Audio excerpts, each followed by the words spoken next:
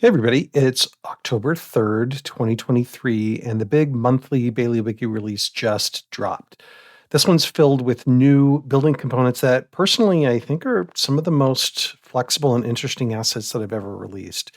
Taking some inspiration from Baldur's Gate 3, I wanted to create wood and stone assets that could stack together in any environment, like city or town or dungeons or wilderness, whatever. And they give you an instant base to your maps and also the ability to add, man-made structures kind of anywhere. Add to this the new Feywild assets and a bunch of new sample scenes, and you've got a lot to play with and a lot that's ready to go.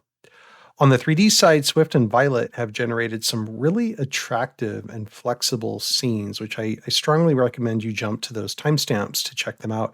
Even if you're not using 3D yet, you'll want to check out the state of the art for what's possible.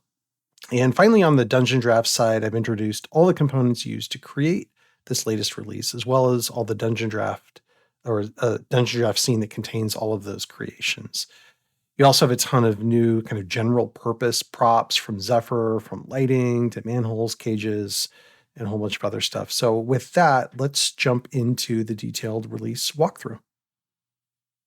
Okay, so in terms of the modules that were updated, obviously the 3D module is always updated, Maps Premium and Maps Town, and then Districts 1 and Districts 5, they got the new tiles to support a lot of the new release. As usual, you'll find the new prefabs in the new content compendium before they go to their proper long-term place. And then you'll find the new scenes under premium scenes. You'll find the new Fey scenes in there, and then the new scenes for the town's release. So as usual, we'll start with the release scenes. First of all, we've got these new city backdrops. You saw other city backdrops in the past. These are meant to complement those. They can go with those. These are a lot more detailed and sort of high density of detail, and they're pretty flexible, just like the ones that you saw before. And they're all really built to be stackable. You can play around with these quite a bit. They can fit together in a lot of different ways, depending on how you really want to design your scene. And I recommend you just kind of play around with them, doing exactly that. You'll be surprised at how much they stack. They go with all sorts of other kinds of scenes, even scenes that I did not create. And, ultimately you can resize these. They're pretty forgiving in terms of scale, right? There's nothing on here that would imply a particular scale. So as long as your, staircases aren't too big or too small comparatively to a token, you can really resize these in lots of different ways. I did put all of these together into a tile set prefab, so you can just drag this prefab out onto a scene and you can play around with them. Or if you want to deal and work directly out of your tile browser, you can do that as well. You can just click in here, see what the tile path is. If you go into there, you can see that they're all here with the other background settlements from past releases. So it makes it really easy to work with those. And these will really establish the foundation of your scene, and they'll give you a lot of density of detail without any of the work involved to do it. So, it's really about layers. It's about putting these in underneath buildings and other things and immediately getting a pretty satisfying effect of having this type of detail. It was really kind of, as I mentioned, inspired by Baldur's Gate. And, when you take wood and stone and you mix them together, you can put them in anything from a city to a dungeon. And I'll show you that I've done exactly that. This scene has some of the new prefab buildings. You're looking at the first level, so the interior of these. This happens to have an interior, it's like really kind of the lowest level of a scaffolding sort of setup. This is the highest level. You've got this level down below. You've got some waving banners, and then the lowest level there too. It comes in as you just drop it as a prefab. Same thing with this tower next to it. It's just a 2-story tower, but super flexible and really can go in a lot of different places. And, you can resize these things too. You can increase the size of that control token and it will double the size, for example, of everything attached to it. And then I've got this library, this ancient library with this, great kind of heavy stonework and just, I think, a really different library than we're used to. You'll notice everything is red. That means that you can recolor it, right? So if I select my background tile, turn on quick edit mode, select this background tile. And let's say I want to change everything to maybe a dark plum. It's as easy as that. Of course, the roof also is colorable, so you can use this just with the regular Dungeondraft recoloring option, or you can use my my special facade roof coloring macro as well, and that will change colors with any other roofs in the scene. Same layout, but with a tavern, lots of little nooks and places for you to put some NPCs. And then I wanted more stables for horses. So I've created some stables that actually can interlink together, and you can make, relatively large stables. They all have colorable roofs. But these are just, single prefabs that you can rotate and butt up against each other. And, this piece, for example, is just an extendable piece to everything else. So you can really have stables wherever you want in different configurations. I put in a lot of new pieces to decorate with. We've got some new bridges and stairs. Again, you can scale these up and down quite a bit, so they're pretty flexible. Lots of new pieces for pillars, or you can actually build entire walls. You can really assemble lots of things with these pieces. I call these chevrons and triangles, and they do all come as prefabs. So, for example, if I go and look for my chevrons, you drag it out. It might just look like a single tile, but it's got all of the chevrons in that same tile. So you can drag it out, release it as a prefab, right? And you can delete that, and then you can just cut and paste this thing as often as you want and just change the style of it. Easy to work with. Same thing for all of these other pieces. Next, we have a lot of other decor pieces that you can piece together. These are just all the wood planks and platforms. Again, very resizable, nothing that you can't really kind of make into multiple sizes. They scale up and down really well, and just lots of different ways of piecing these together. These can all really ultimately just be whole methods of producing platforms and scaffolding. And again, you'll see examples of these, but lots of different things to play with. You can see some of them have kind of wood hanging off the side, some of them don't, and they all come in kind of one piece that you can play with. So, I have all of the pieces here as a prefab. There's even this rounded piece too. You've got all of these pieces as well. They all work together. So, I can have this bridge sort of seamlessly connect to that bridge, which seamlessly connects to this piece as well. And that's how they're designed, right? So you can make all of these pieces that go on and on forever in any kind of configuration. And then I also included these pieces which just let you augment a shape, right? So if you've ever seen like Baldur's Gate, they have just like wood planks and things hanging off of other things. They go great in dungeons, but you can see you can just change the shape of things, and you can put these in any map and it works just super well. All of a sudden I've got just like wood planks sort of augmenting the shape and changing things depending on the map that I'm laying these things into. Now we're going to segue to the Fey and Magic assets. I've got a bunch of new endless terrain patterns. You can see different mixes of like water and other things just to let you play around with different options. You can always come in here and you can go to your tile layer, select this tile, and then find this random overlay terrain macro. It is new in nuts and bolts, and I forgot to mention that.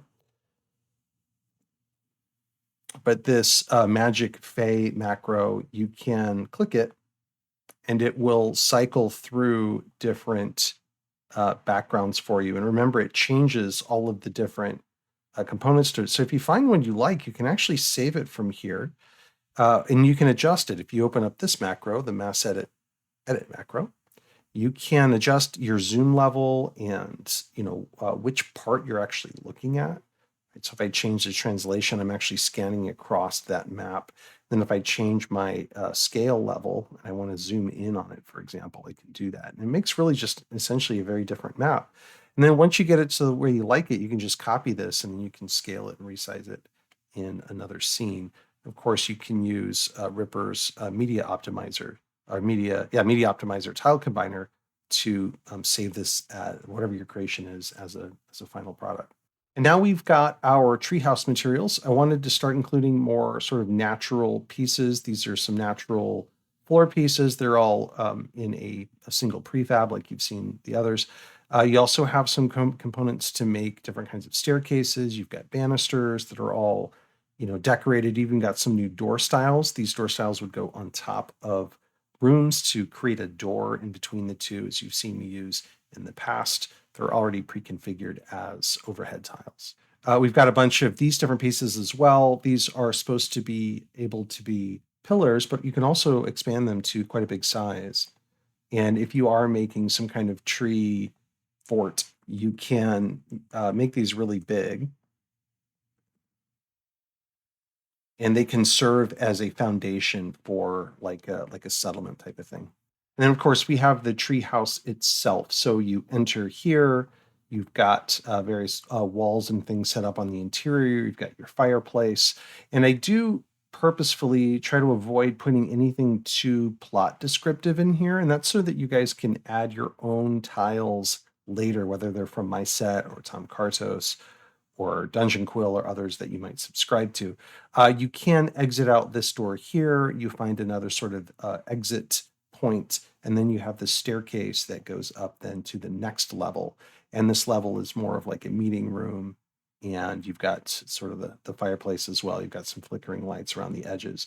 And if you turn the lights down low, this scene plays really, really well. It does have a top to it so that you can really kind of nestle this into a forest and have your players discover it. And it works really, really well. Now we can start with some of the sample scenes. Here's the treehouse at work in this Fey scene. Players can walk up to it and discover it. So I want to point out that at night, there's a lot of effects that go on. You also have ambient noise and things to make it a lot more immersive. You can see it's just a really nice effect. So I recommend you think about having your players come back here at night or waking up at night to a battle, that kind of thing. But if we go in, we can see how the lighting and we hear the immersive sounds. We've got a tutorial if you haven't seen it on how to use the new some new modules that have come out recently. So you're looking at my setup for that. The battle in the district just uses all of these pieces in a way that shows you how they can all come together. You can see, we've got multiple, pieces here that they just layer on each other really well to the point where you've got a very tactically interesting map. So I recommend you come in here and check out how it's done. You can see some of the other interactive elements and things like that. This is all using some of those colorable roofs that you saw before, a couple of prefabs, and in a few minutes, this is basically done. I did include the controls here in case you want to turn the animated smoke to static smoke. You can also change the colors of the roofs and the awnings and things like that. These are all just prefabs. You can delete them and put something else in their place or put nothing at all in there. You'll notice some of these are overhead tiles, and it makes just for a good immersive effect where you feel like you've got beams above and below. You've got roof lines and things like that that are above and below. And just to show you what it looks like at night, you can obviously add more lights and street lights and things like that, but all in all, it makes a really good effect. The courtyard battle is meant to be just a pretty universal battle. You've got this sort of like courtyard or half a courtyard. You've got a tower that's set up here. You've got some pillars that remain standing. Maybe this is a ruin of some kind. Now it's using the unlimited textures or limited terrain background. So if you select this and you come in here and just want to edit it, right? You can change the different parameters, or you can come in here. And if you're using something like dig down, remember I'm using Ripper's dig down, which is another tip I should give you. If you ever update your content like mine and others, you should come in here and rebuild your file cache. It takes just a few seconds, maybe a minute. It'll rebuild your file cache for you, and then you can search for everything. So I could look for tileable, And as long as I'm up high enough, right? So I'm up in my town's directory, and now I can see all of the tileable options that I have to choose from. And there's probably, I don't know, at least 100, maybe a couple hundred. And they're all, by saying they're tileable, it means that they can all move around and they can all work with the unlimited terrain system. So once you find one that you like, you just select it. It'll replace it uh, in this field here, and now you know, your castle and courtyard is maybe looking over something entirely different. The defended stockpile is a snowy scene that you can make unsnowy if you want to. You'll notice that I have the frost overlay applied to a lot of these different pieces here. If I wanted to delete it, I would just delete the filter here and it would change these just to regular boxes. Even the background itself can be changed pretty easily, right? If I go into the configuration, I go to the background image, and I give this a moment to load, there are non-snowy versions of this street background that you see in here. So that would let you change it, but it just features some of the tiles that maybe you didn't realize are even in the library, right? You can put like this like crater anywhere that you want. We've got the new stable here. We've got, the new tower sitting there. And then you've got this like stockpile of things sitting inside of this building here, right? So you maybe have some guard areas. You've got more stockpile sort of stuff being gathered there. And you can certainly add more. These are all just tiles at the end of the day. It's got its own mood at night, which I really like. All of these city scenes at night just they really show well when they're all lit up. Goblin Settlement shows some of the past releases, like the cave release, just expanded a little bit, and then all of these new components put in around it. The effect is a really interesting, like, you've got like these like goblin construction components inside of this cave. So it just, again, it shows you all the different ways that these things can come together. And, I'm just going up and down these different levels. Ultimately, I can delete these prefabs. This is just a tile here in the middle, like you saw before, just to show you where these things can go.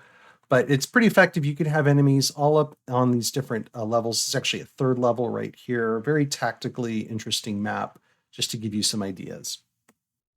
The mountain guard tower also uses the endless terrain. Honestly, I just generated this terrain and I liked it so much, just randomly, just using the Rocky overlaying terrain generator. And then I just put some pieces around it where I thought like this little, guard tower might go. And, I ended up with something really cool. One thing I wanted to point out is I've really been playing with the proximity settings. You guys have seen videos from us recently on the new wall settings. These walls here are set as proximity walls.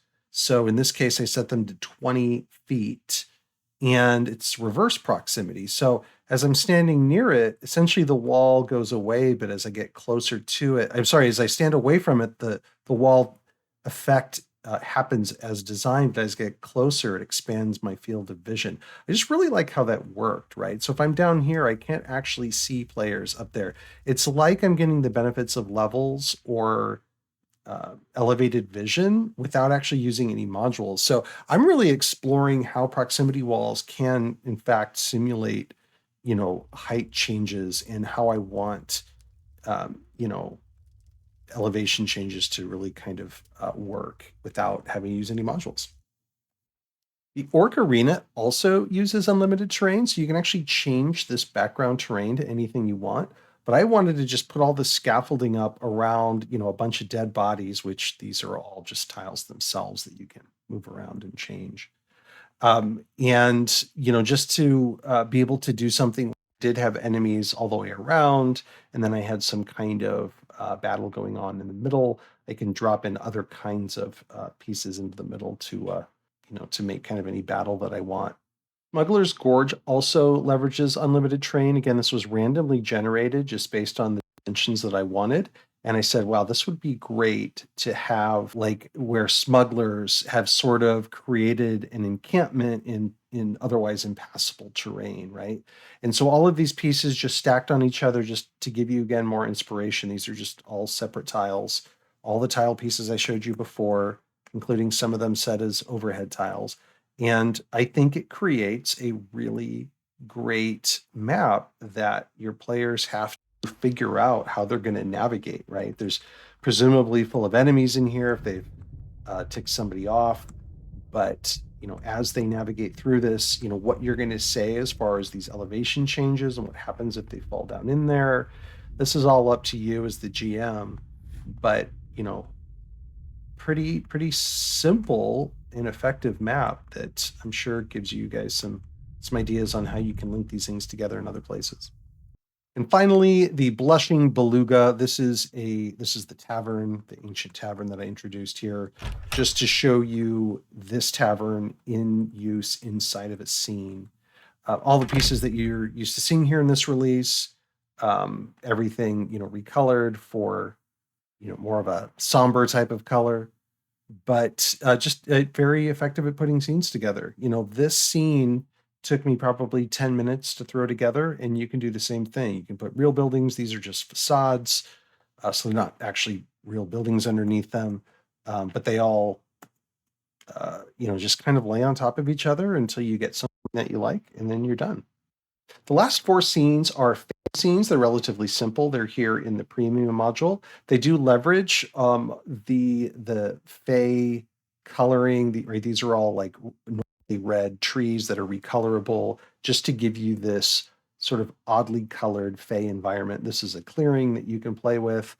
These are all trees that you can move and delete if you want to just get to the background, for example. Here's all the same components kind of rearranged with a different backdrop. This, of course, is at night, and it plays really, really well. You can have skirmishes here. You can have your parties camp here. But just the lighting and everything at night with the clouds rolling through, and, the ambiances change, the sound changes at night versus the daytime. Just super effective, I think, for playing games. And just more examples. This is just a path where you can add more trees if you want to really clutter it up. But the same thing when you bring the lights down. And finally, you've got swamps, a little bit different background ambiance, but just a Fey swamp that you can have a hag hut. You can do all kinds of things in here. Just have one big battle. All of these trees can be moved around and rearranged, resized, things like that. And that's it for the 2D release. You can see there's a lot in it. Now I'm going to turn it over to Swift to talk about the 3D stuff. Hi guys, Swift here again to talk about the 3D stuff going on this month. As you may have seen already, this month we did a 3-part series about minis in 3D Canvas, talking about how to get your own, how to paint them in Blender, and then how to paint them with a tool like Substance Painter. We got some very positive feedback on those videos, and I'm glad that people found them useful, so I'm just mentioning them again in case any of you all watching this missed them and are interested in that sort of thing. Anyway, moving on to the maps this month. The theme for most of them being the Splat Map shader, which is another thing we've got a video about. In short, these maps are highly customizable. Looking at this first map, for example, we've got a map called the Rural Junction, a very nice forested kind of road through a countryside here. Since it's been done with the Splat Map shader, though, we can change the biome. We go into tile mode, open up the settings of the terrain here, and then go down to Configure Shaders. You'll see that it's using the Splat Map shader. For anyone who doesn't know, the Splat Map shader is a way of texturing the terrain indirectly. So there is a texture that we've got here in the Splat Map section that tells 3D Canvas where to put these textures down here, which means that we can change them just by changing one of these options. Like, say I like the general concept of this map here. We've got a 3-way junction with some hills on either side, and then a slope over here. But, I'm going through like a desert or something, say, or the party is rather. So on the texture G here is where I put the grass. So if I just open up the material browser for this, and if I type in something like sand, Let's go for like sand 08 and then hit apply. And now instead of a grassy area, we've got a sandy one. I could then go through and delete all these ash trees if I felt that they were a bit too temperate looking, and then use the asset browser, which is this, or the prop browser, sorry, which is this button here, to replace them with some other type of tree. Like, for example, we've got some leafless trees here, birch. Those look quite well in arid environments. Or we could do things like cacti, for instance, as well. And then just, click those down and replace these sort of temperate trees with something a bit more appropriate to a sandy environment. For each of these maps, I've also tweaked the environments and lighting and created night variants of each one as well. Since we know the party isn't always going to be running into trouble in the middle of the day, the night maps obviously have the same controls as the day ones. You can change the position of the sun, quote unquote, to, for example, change which way these shadows are being cast. I've also put in like a light into the center of each of these maps just to kind of illuminate the middle of the area and put the outer edges into a kind of deeper shadow. Anyway, this next map is the Tower Lake map, which is quite a straightforward one all round. We've got a lone tower built into the side of a hill with a lake at its base. The lake in question is just a water object, by the way, so it's just a tile. You can select it. So, for example, you could push it downwards to just have a dry basin down there, or you could even push it upwards and then have it be a coastal tower instead. All you'd need to do is remove these trees that are now in the submerged area, and you'd have a quite different effect here. Similar to the junction map, we've got a night variant of this one as well. I put a couple of lights on the tower here just to make it really pop in the scene. And similarly with this one, it could either be a coastal tower with this water up, or just a dried out basin with the water down or gone. And next up is this ambush trail map, which is a classic situation with raised elevation on either side of a road. I've put a broken down cart in the middle of the road here to act as a roadblock. You could hide or delete that, of course, if your encounter is more subtle, or you could change things around depending on, what exactly is going on here that causes the party to be waylaid. Same as the other maps this month. This one is using the splat map shader, so if I open up the configuration for the terrain, go to configure shaders, I could replace the grass with, let's say, some snow. Apply, and there we go. Instant winter map. As before, you could replace all the trees or leave them as they were, and that's a really quick way to get variations on a map for different biomes or different environments without having to create a whole new terrain piece for them. Also, we of course have a night version of this map as well. A quick tip for people who are making their own night maps, by the way: if you want to keep the exposure relatively high, like say 0.7-ish or so, then just tint the scene kind of a dark blue to give it this kind of nighttime look. That'll probably make things a little bit too dark, but then if you put a large light floating in the middle of the scene here, set the diameter to quite large and then have it floating up in the air, that'll illuminate the middle of the map so that you can see, but still give it a kind of blue cast so it looks like it's at night, and then darken the edges as well, which are less important, but, will really kind of sell the fact that this is night. Speaking of shadows, the next map we got up is a cemetery, making use of that graveyard tile set of ours. I ended up putting this one on a hill. Cemeteries are usually pretty flat, but I thought having some variation on the elevation would up the visual interest some. In the main portion of the cemetery, we've got the usual different types of gravestones. We've got kind of wooden poor area down here up to the fancier gravestones over here, and then, a set of sarcophagi on this side. And then over at the back, we've got a building containing more sarcophagi. It's got some torches in it, but I've turned the lights off so they don't bleed through the walls. What to do with that is just, once a player has opened the door down here, you just right-click these two lights to turn them on. And then that'll illuminate the inside of this with this yellow light. This map would be pretty great for a kind of multi-stage combat against a necromancer or the like. Skeletons or zombies milling about amidst the graves out here, and then the necromancers themselves and some elite undead here in the back with all these sarcophagi. You've got an alternative version of the Graveyard 2, a kind of overcast day version, which also makes it easier to see the ground, so I can point out that this map is also using the splat map shader. We'll just open that up again. Like, say, for instance, if you wanted this place to look a lot less green, you don't like how kind of vibrant it looks for a graveyard, Just replace, say, the texture G, which is the grass for this one again, and replace it with the bare earth, say, if we apply. Now there we go, that's a lot less green, a lot more kind of lifeless looking, which might be very appropriate considering what kind of encounter you might want to show here. So again, very easy to make slight changes to the map, or large changes to the map, or you could of course just replace all of the textures entirely and completely change the kind of vibe of the place, as it were. So, as in previous months, Violet's been creating some great maps for use in 3D Canvas, and this month they are some large-scale dungeon maps, perfect for those running adventure paths and needing big underground areas. One of them is still under construction, but I can certainly show off the first of them. This one is the Glittering Caverns. The size can be deceptive, so I've put some tokens down here just to show, what size a PC is in relation to this place.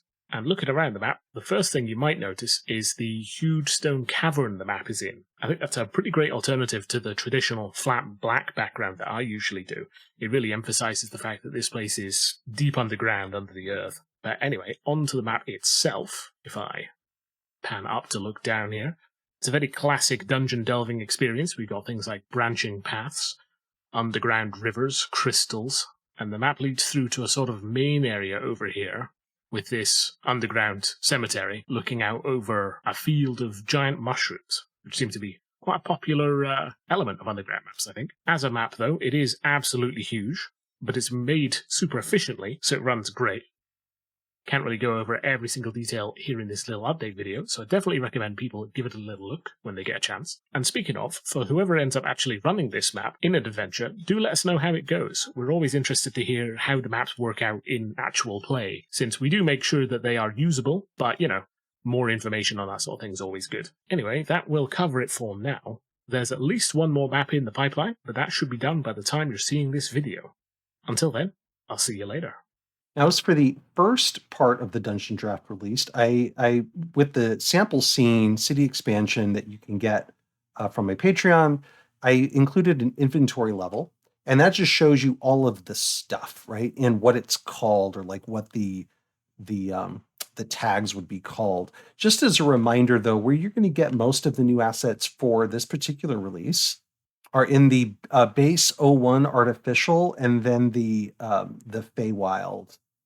Fey and Magic pack. That's a new pack this month. For those of you who don't know, I have this new easy download table. You just look for this on my Patreon, and most things should link you to it. Ultimately, you'll have like that sample map to be able to download. It's got a link to the archive to make it easy. And then it's got all the packs that are available and the download files for them. It also tells you what's been updated and what's newly updated.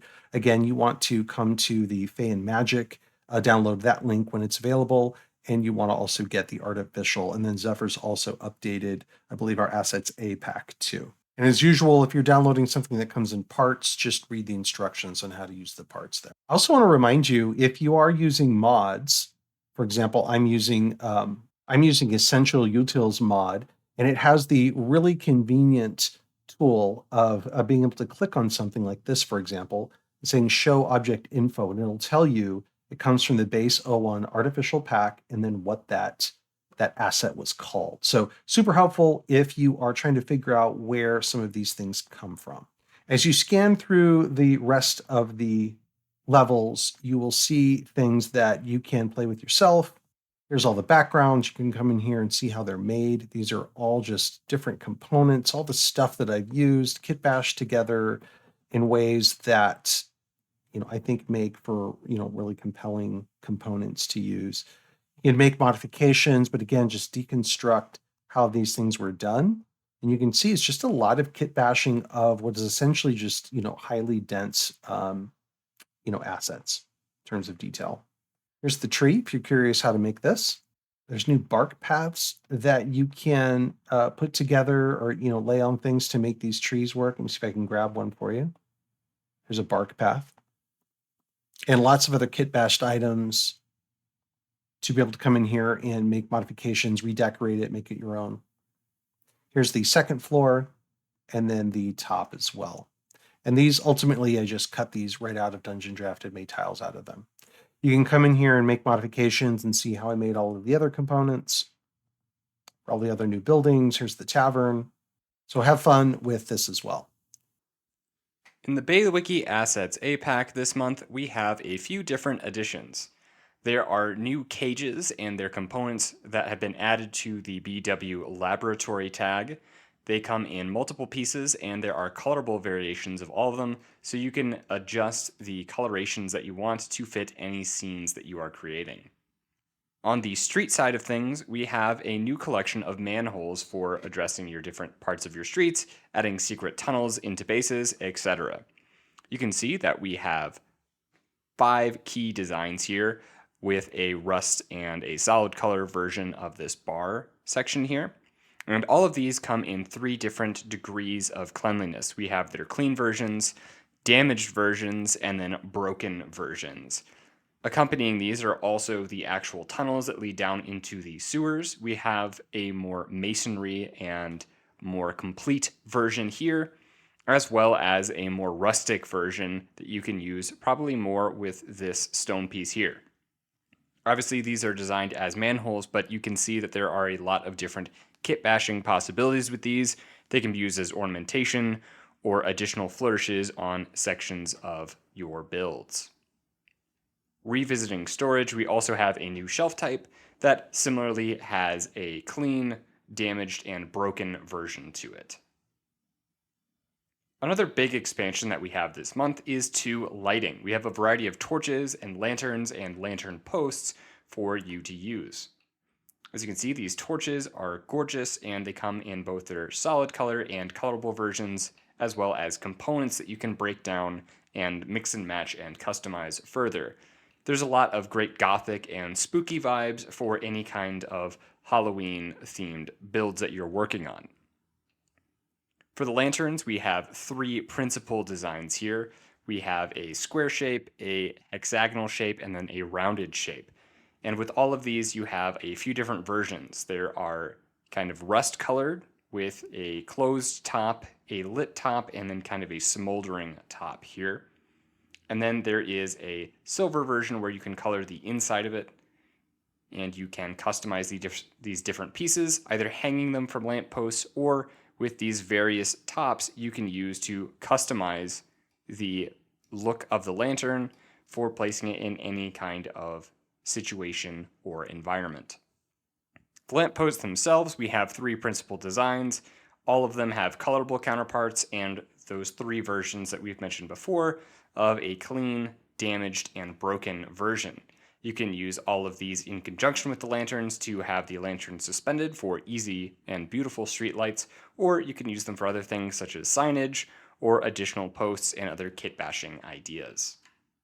Finally, we have 2 new pillars and a path. This path can be used for creating a variety of different walls within your structures. And another note is that we are moving all of the Baileywiki magic writing paths into their own pack, so if you don't want to have those loaded up and kind of cluttering the paths screen, then you don't have to. You can have them enabled and disabled separately, as we know that many folks are not using them every time they fire up the assets, but it's nice to have those handy and all in one place. That's going to conclude all of the new pieces in the Baileywiki Assets APAC. Once again, let us know what pieces you would like to see next month and what we should work on next. So that's it for this month. I'm sure you'll have your hands full with everything here, but let us know in the comments if you have a wish list of things for us to make, or if you have questions about how any of this works.